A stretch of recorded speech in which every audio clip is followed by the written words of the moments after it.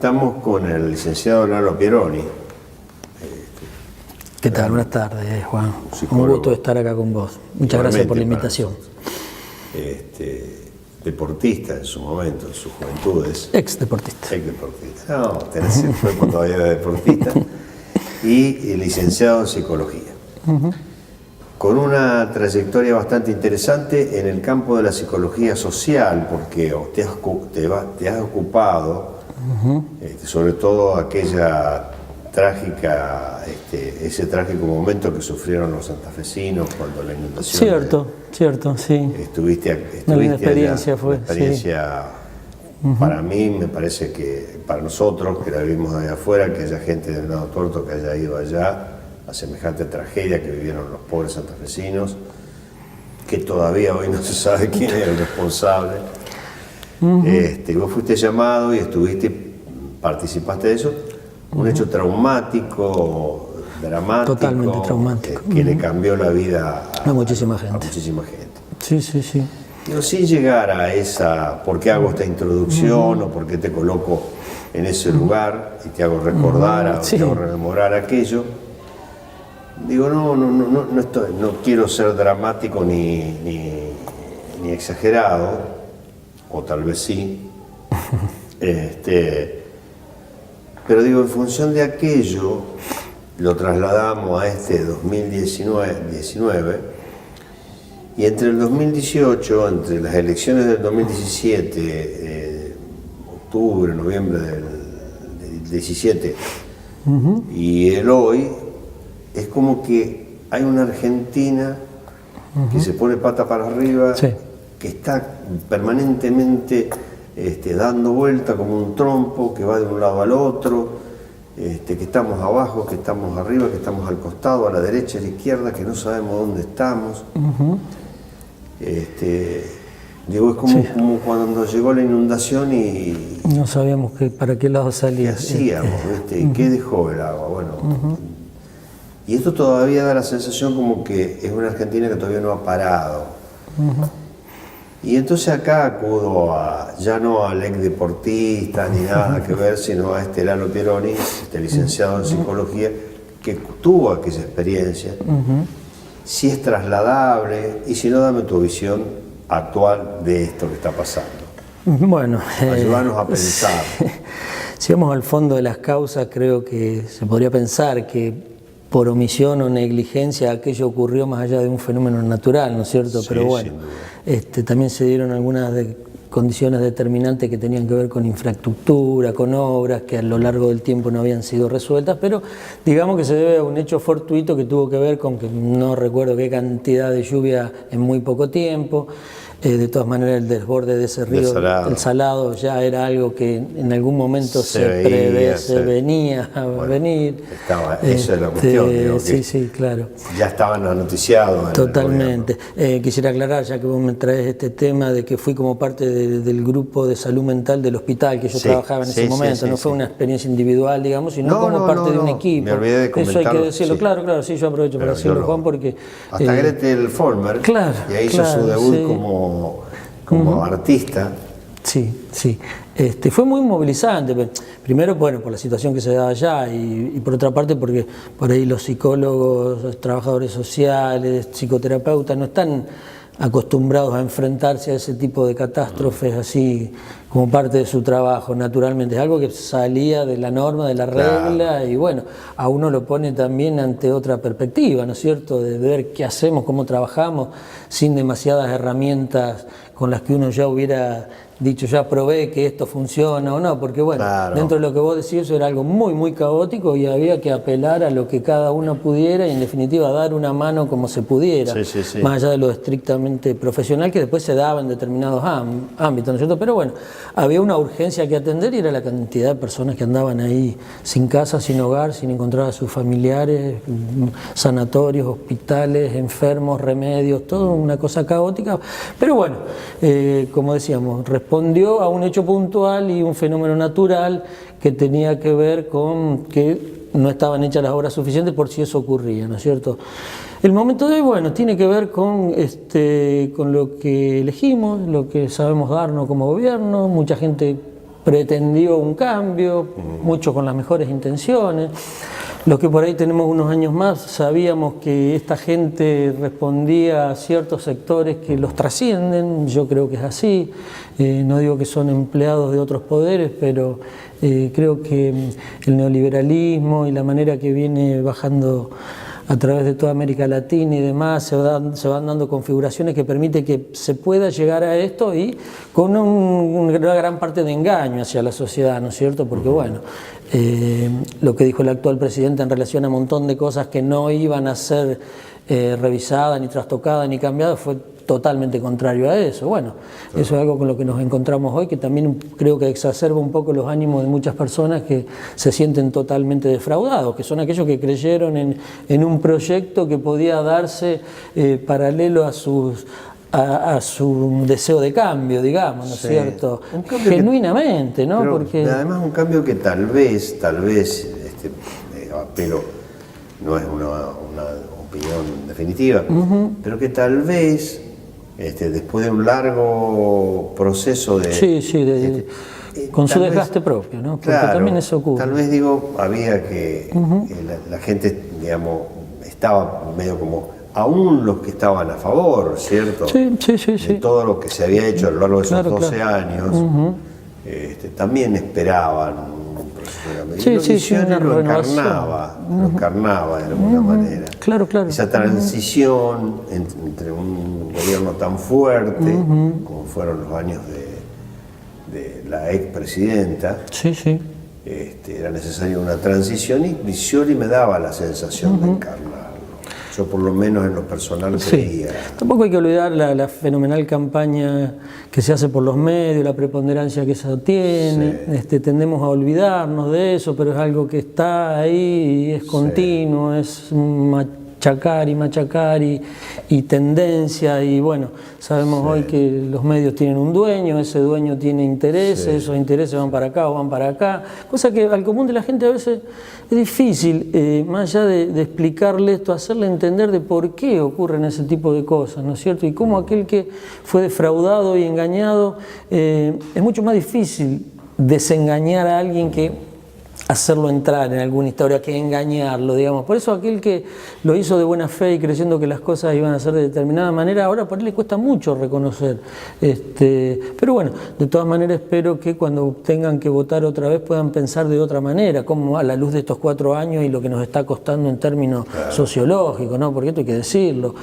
Si bien en ciudades como Venado Tuerto a lo mejor no es tan agobiante la crisis, más allá de que hay una desocupación muy alta, el otro día me contaba gente de la municipalidad que incluso en el año 2001 había menos desocupación que en este momento. Sí, probablemente. Sí, en cuanto a los registros municipales.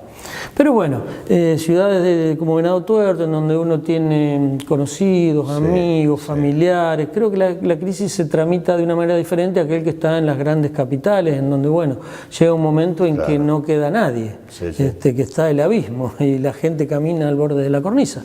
El que se queda sin trabajo, más allá del que no le alcanza el dinero para vivir de la manera que tal vez vivió antes, pero cuando una persona se queda sin trabajo, bueno, es muy complicado, más allá de lo que todos sabemos, de lo que dignifica el trabajo, se rompen los lazos sociales, el núcleo familiar se deteriora y con el consiguiente aumento de todo tipo de patologías que tienen que ver concretamente con eso, ¿no es cierto?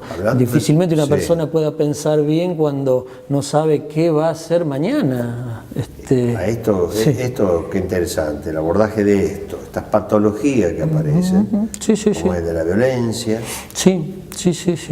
la violencia familiar, la violencia fuera, en el las tránsito, relaciones, nos damos cuenta, en las relaciones humanas. Totalmente. ¿Cómo nos va atravesando?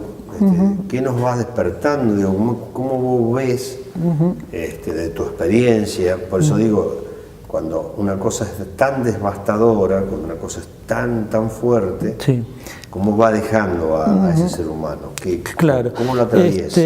Bueno, en general es como vos decís, la mayoría le cuesta mucho. Después tiene que ver con la estructura, digamos, psíquica de cada persona, qué puede hacer con eso. Si bien está aquel que sale a tocar la cacerola, a quejarse, a protestar, a sumarse a las marchas, y yo creo que, bueno, una manera, digamos, de poder hacer algo positivo en relación a eso, pero después están las personas que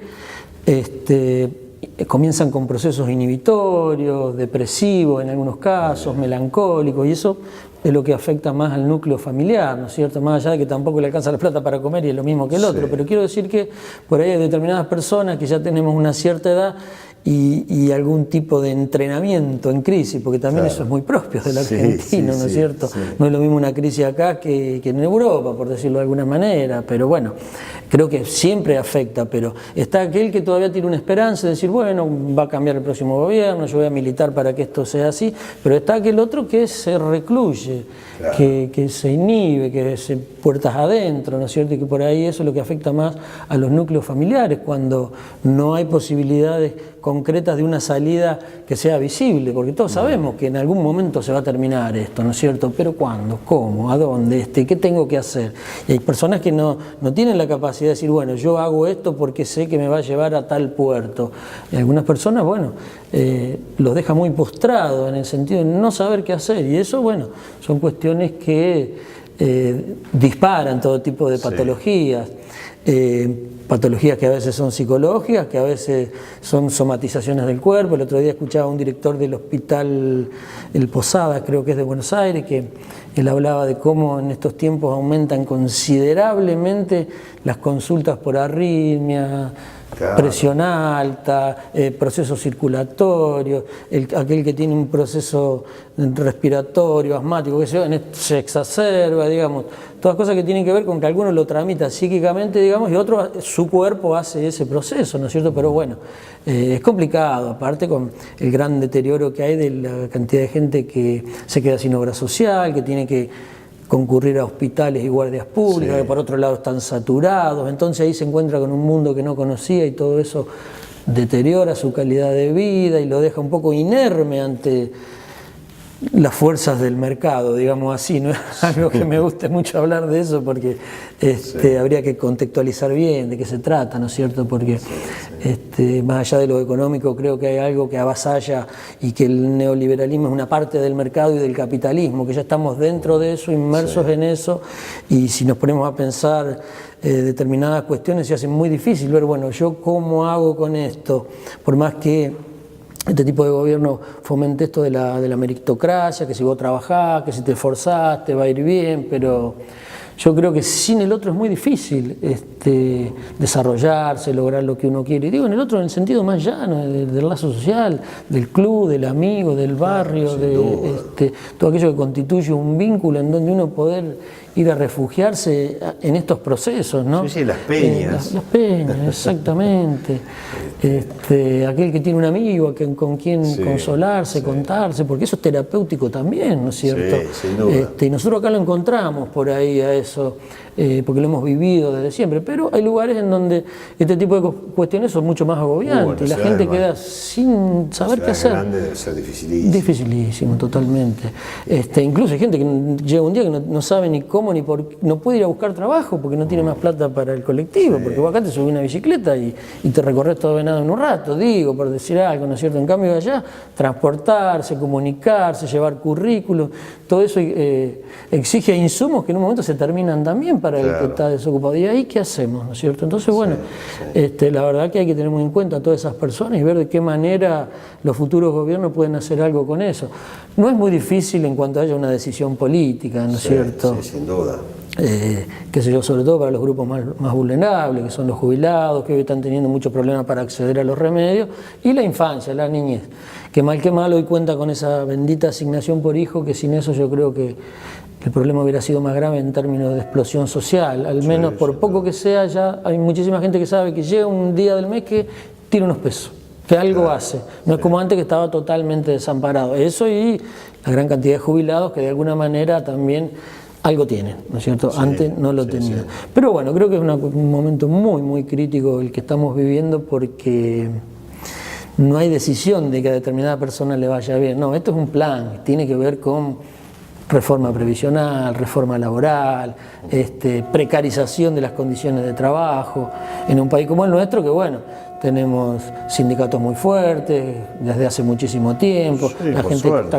exactamente, la gente Por está muy suerte. tiene un lugar donde ir, digamos, un palenque donde rascarse en Mirá, casos de yo soy un defensor acérrimo de esta estructura sindical, recibido crítica en una época, sobre todo en la facultad, mucho en la izquierda, sí, sí, sí. Mis amigos trotskistas, y entonces, claro, me criticaban a los sindicatos y qué sé yo. Pero gracias a estos sindicatos, a estas estructuras que todavía siguen vigentes, que seguramente habrá que democratizarlas y habrá que ayornarlas. Sí, sí. Hoy los sectores laborales, todavía encuadrados con trabajo, porque uno de los problemas que tiene el sindicalismo que no contempla claro, a los desocupados, a los informales, digamos, que son muchísimos. Que es un drama eso. Sí, sí, sí. Y lo hablas con los dirigentes sindicales y no se dan cuenta todavía. Bueno, claro. Son unas tantas críticas que no quisiera hacerle. Pero digo, esa estructura sindical, está ahí, que funciona. la vieja izquierda sigue criticando, nos ha salvado de una situación mucho más caótica. Y es importante esto que decís vos, Juan, porque uno siempre se fija, bueno, tantos desempleados acá, echaron de otra fábrica, pero por cada empleo registrado en blanco, hay 2, 3, 4 informales que son los que dejan de contar con esa changuita que le daba el que tenía trabajo, que a lo mejor era, no sé, cortar el pasto, limpiar la vereda, hacerla, pero hay un acarreo, digamos, no es solamente que se queda sin trabajo, ese arrastra a otro también, ¿no es cierto? Y es un grave problema que tuvo la Argentina y que incluso los gobiernos anteriores no pudieron hacer nada, porque hay un nivel muy alto de informalidad del cual se hace muy difícil salir. Pero bueno, distinto es cuando la gente tiene una moneda en el bolsillo para poder ayudar al otro también, ¿no es cierto? Y creo que en ese sentido los argentinos tienen una historia de solidaridad, podríamos decirlo así, pero como vos decís, es algo que el sindicalismo todavía no ha podido abordar de lleno. ¿Cómo eso pasarlo a representación política en términos de confrontación y de lucha, ¿no es cierto? Seguro. Pero bueno, son temas interesantes, ¿no es cierto?, para pensarlo. Tenemos que ir más seguido. Sí, bueno, a tu disposición, Juan. Vos sabés que hasta en algún momento podemos llegar a hablar de fútbol, si me lo permitís. ¿Cómo no? Con mucho gusto. Te aseguro que me vas a tener que escuchar a mí también. Pues bueno, es a lo que te estoy instando. Bueno, muchas gracias. Gracias a vos, Juan, un placer estar acá. Nos vamos, se nos terminó el programa. Nos volvemos a ver la semana próxima. Chao.